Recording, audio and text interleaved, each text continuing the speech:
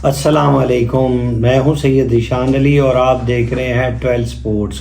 आज कराची किंग ने पेशावर ज़ल्मी को एक बहुत ही फंसा हुआ मैच जो कि आखिरी ओवर तक गया और कराची किंग्स ने 2 ओवर के पहले जीत लिया, जिसके अंदर अगर हम मेजर परफॉर्मेंस देखें तो खुशदिल शाह और डेविड वार्नर की थी, जिन्होंने अपने आप को कूल और काम रखा और जिसकी वजह से ये मैच जो है वो कराची किंग्स जीत गया। गो के पेशावर ज़ल्मी ने इसके अंदर कुछ गलतियां की, कुछ कप्तानी की मिस्टेक थी, लेकिन बहरहाल एक अच्छा मुकाबला था जो कि पेशावर ज़ल्मी जो था वो मैच जीत सकता था, लेकिन वो मैच नहीं जीता। तो हम पहले बात करते हैं कि कराची किंग्स जो था उन्होंने, अगर हम सबसे पहले कराची किंग्स की बॉलिंग की बात करते हैं, बॉलिंग के अंदर जो था वो कराची किंग्स ने अब्बास अफरीदी ने अच्छा स्पेल किया। आज उन्होंने 4 ओवर के अंदर 30 रन दिए और 3 खिलाड़ी आउट किए, 7.5 की एवरेज थे।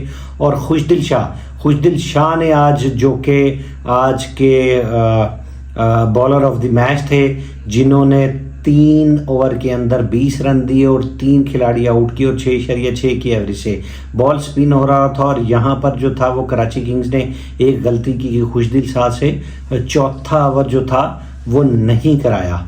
तो आमिर जमाल को बॉल की ज़रूरत नहीं थी देने की, जब खुशदिल शाह ही जो थे वो 3 विकेट भी हासिल कर चुके थे 3 ओवर के अंदर और 6.6 की एवरेज है। मुझे समझ नहीं आता कि हम लोग ऐसी गलतियां क्यों करते हैं कि एक बॉलर जो मैच के अंदर अच्छा बॉलर कर रहा है उससे हम कोटा कंप्लीट क्यों नहीं कराते। अगर मिसाल के तौर पे आज किसी और का दिन होता, आमिर जमाल का दिन होता, आमिर जमाल ने 3 विकेटें ले ली होती पहले 3 ओवर के अंदर, तो आमिर जमाल से करा लेना चाहिए था। लेकिन बात यह है कि जब उससे करा लिया तो आमिर जमाल का वो पंगा नहीं लेना चाहिए था। बहरहाल जो था वो मीर हमजा ने बहुत शानदार बॉलिंग की और मीर हमजा ने 14 रन दिए और 1 विकेट ली। और जो था प्रेशर बरकरार रहा। हसन अली ने भी 4 ओवर के अंदर 33 रन दिए 8.25 की एवरेज से और आमिर जमाल को बहुत मार पड़ी और 2 ओवर में 21 रन लो स्कोरी मैच के अंदर 1 विकेट ली। ये एक वो था।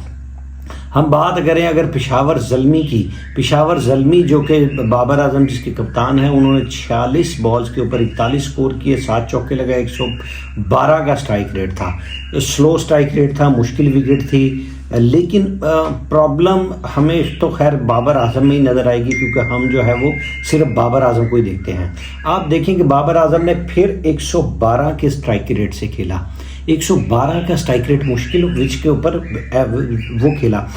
बाकी टॉप 7 में से हम 7 बैट्समैन को अगर देखें तो बाकी आपको बताऊं टॉप 7 में 7 बैट्समैन ने 73 बॉल्स के ऊपर सिर्फ 64 रन बनाए जी। 73 बॉल्स के ऊपर 10.66 की एवरेज से बाबर ने 41 की एवरेज से स्कोर किया और बाकी 6 बैट्समैन ने 10.66 की एवरेज से और 88 से कम का स्ट्राइक रेट था, 88 से कम का स्ट्राइक रेट।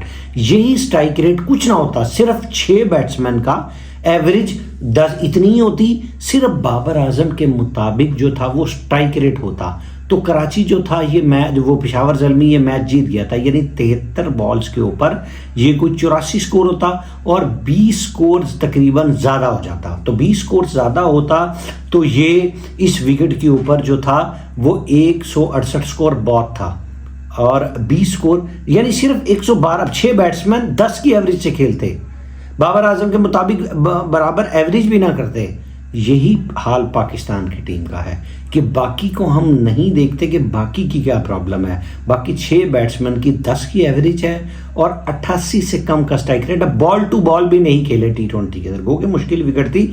लेकिन आप यार 112-13 के मतलब जाहिर है आपने तो चौके छक्के लगाने ना, अगर आपने हर एक बंदे ने 8 से 10 बॉल खेलनी थी तो 8 से 10 बॉल्स के ऊपर अगर 115 का 20 का स्ट्राइक रेट होता तो कहाँ बात जानी थी। लेकिन बहरहाल हमारे लिए नज़र में तो सिर्फ बाबर आजम है और हमने सिर्फ बाबर आजम को ही तनकीद का निशाना बनाना है। ठीक है, ये मैंने और जो मैंने 6 बैट्समैन की एवरेज और स्ट्राइक रेट की बात की तो उनको 6 बैट्समैन का नाम ले लूँ। साइम अयूब ने 4 स्कोर किया 8 बॉलों पे, टॉम कॉलर ने 6 बॉलों पे 7 स्कोर किया और मोहम्मद हारिस ने कदरे बेहतर किया 21 बॉल के ऊपर 28 स्कोर। हुसैन तल्लत बिल्कुल फ्लॉप हैं 16 बॉल्स के ऊपर 18 और माइकल ऑन जो थे उन्होंने 6 बॉल के ऊपर 5 और अब्दुल समद 6 बॉल्स के ऊपर 2 स्कोर। तो ये बाकी 6 बैट्समैन ने 73 स्कोर किए 64 बॉल्स के ऊपर। और अगर हम बात करें विकेट्स की, तो फॉल ऑफ विकेट्स के अंदर साइम अयूब आते ही आउट हो गए 9 स्कोर के ऊपर, और उसके बाद टॉम कोलर भी और आउट हो गए 36 पर, और 67 पर बाबर आजम की विकेट गिरी, 104 पर तलत हुसैन की, और कहीं टेम्पो ही नहीं बना। 104 पर माइकल ऑन, और मोहम्मद हारिस जो थे वो 115 पे, अब्दुल समद 131 पे, और 136 पे लॉकवुड जो थे वो। बहरहाल अगर हम बात करें कराची किंग्स की, तो कराची किंग्स जो था वो टिम सैफर्ड जो थे वो वुड ने उन्हें पहली ही ओवर की पहली बॉल के ऊपर आउट कर दिया, और टिम सैफर्ड जो है वो चलते बने। लेकिन जो थे डेविड वार्नर, उन्होंने पिच के ऊपर ठहर के स्कोर किया और स्ट्राइक रोटेट करते रहे, और डेविड वार्नर एंड तक खेले तकरीबन, जिन्होंने 47 बॉल्स के ऊपर 60 स्कोर किए। लो स्कोरिंग के अंदर देखें, यही होता है एक एंकर प्ले करने का जो था वो, ठीक है। बाकी उधर से जो था वो खुशदिल शाह ने सपोर्ट कर दिया, सिर्फ 2 बैट्समैन की सपोर्ट चाहिए थी और मोहम्मद नबी ने कर दिया स्ट्राइक रेट के अंदर। तो हम बात करें तो जेम वेंस ने भी जो था वो 9 बॉल्स के ऊपर 11 स्कोर किए, जो कि 2 पहले मैचेस में मैन ऑफ द मैच थे। साद बेग ने भी 8 बॉल्स के ऊपर 9 रन बनाए, और इरफान खान ने 16 बॉल्स के ऊपर 10 स्कोर किए। मोहम्मद नबी ने 11 स्कोर पर 14। खुशदिल शाह जिन्होंने 3 विकेट्स लिए थे और एंड तक खेला, मैच को फिनिश किया, और 17 बॉल्स के ऊपर 23 स्कोर। और यही है 5वें 6ठे 7वें का 5वें ज़हीर अब्बास का कहना है, बल्कि और इंजमामुल हक का, कि 5वें 6ठे और 7वें बैट्समैन ने जो है वो फिनिश करना होता है, ना कि ओपनर का। हमारी ख्वाहिश है कि बाबर आजम स्ट्राइक रेट भी अच्छा हो, बाबर आजम इनिंग भी बिलेट करे और बाबर आजम फिनिश भी करे। फिनिश जो है वो 4थे 5वें 6ठे 7वें इन्होंने करना होता है, जो है वो इनिंग्स को बनाते हैं, चलते हैं, ये स्ट्राइक रेट अच्छा करते हैं जो है वो। अगर हम देखें तो लॉकवुड जो था, जिन्होंने आखिरी वो अच्छा नहीं किया, लेकिन बहरहाल उन्होंने 4 ओवर के अंदर 28 स्कोर दिए और 3 खिलाड़ी आउट किए। 7 की एवरेज से एल्जरी जोसेफ ने 4 ओवर में 36 स्कोर दिए और 9 स्कोर। अली रज़ा 4 ओवर में 32 स्कोर, और नौजवान खिलाड़ी हैं और बहुत ही 140 की स्पीड से बॉल कर रहे हैं, और 17 साल के हैं, और उन्हें मौका नहीं दिया जा रहा जो था वो। भारत जो है वो उसके बाद जो थे अली रज़ा ने 32 स्कोर पे 2 खिलाड़ी। साइम अयूब प्रॉब्लम आज बाबर आजम ने क्या की? बाबर आजम ने प्रॉब्लम, साइम अयूब ने जब 3 ओवर के अंदर 20 रन दिए थे, तो 3 ओवर के 6.66 की एवरेज से वही जो खुशदिल शाह को ओवर ना करा के कराची किंग ने गलती की, स्पिन हो रहा था, बॉल स्पिनर को मुश्किल खेला जा रहा था। और आप देखिए कि आरिफ याकूब ने 4 ओवर के अंदर 18 स्कोर दिए, और इन दोनों ने मिलकर 7 ओवर के अंदर 38 स्कोर दिए। जी 7 ओवर के अंदर दोनों ने मिलके 38 स्कोर दिए, तो 38 तकरीबन जो था वो 5.5 की एवरेज से दोनों ने मिलके स्कोर दिए। तो साइम अयूब को 8वां ओवर कराना चाहिए था। उस दिन देखते हैं कि वो दिन कैसा है, विकेट कैसी है, और विकेट के मुताबिक बॉल कैसा हो रहा है। तो साइम अयूब और जब आरिफ याकूब कर रहे थे, तो यहाँ पे हुसैन तल्लत से पंगा लेने की ज़रूरत नहीं थी।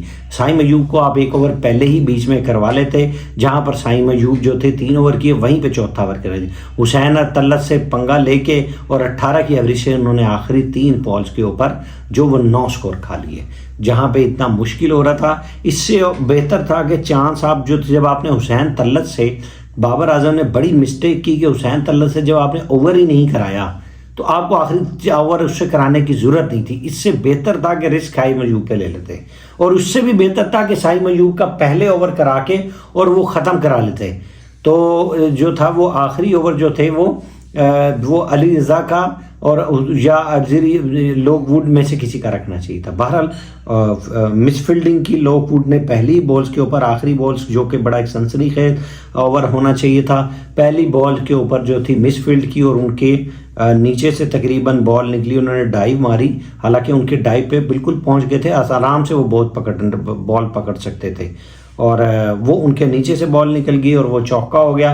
पहली बॉल के ऊपर प्रेशर आ गया, और फिर सिंगल ली खुशदिल शाह ने, और फिर जो था वो हसन अली ने भी पहली बॉल पर चौका मार दिया। तो जो थी बाबर आजम की कप्तानी के अंदर थोड़े फ्लॉज थे, जिस वजह से जो थे वो ये प्रॉब्लम आई, वरना ये मैच शायद पेशावर ज़ल्मी जीत सकता था। बहरहाल बाबर आजम के साथ सपोर्ट करना, बाबर आजम के साथ यही पाकिस्तान की टीम में प्रॉब्लम है, और यहीं पे यह है कि बाबर आजम जब चलते हैं तो साथ सपोर्ट करने वाला कोई भी नहीं होता, बाकी सारी की सारी टीम जो है वो ऐसे ही आउट हो जाती है। तो बहरहाल पाकिस्तान ने जो था वो अब पेशावर ज़ल्मी ने आज बहुत ही अच्छा एक अपॉर्चुनिटी थी उनके पास, लो स्कोरिंग मैच था जहाँ पे वो जीत सकते थे, लेकिन उन्होंने ये मैच जो था वो बिल्कुल ही पुअर बैटिंग से और थोड़ी सी अपनी बाबर आजम की नाकिस हिकमत अली से ये मैच उनके हाथ से गुजर गया।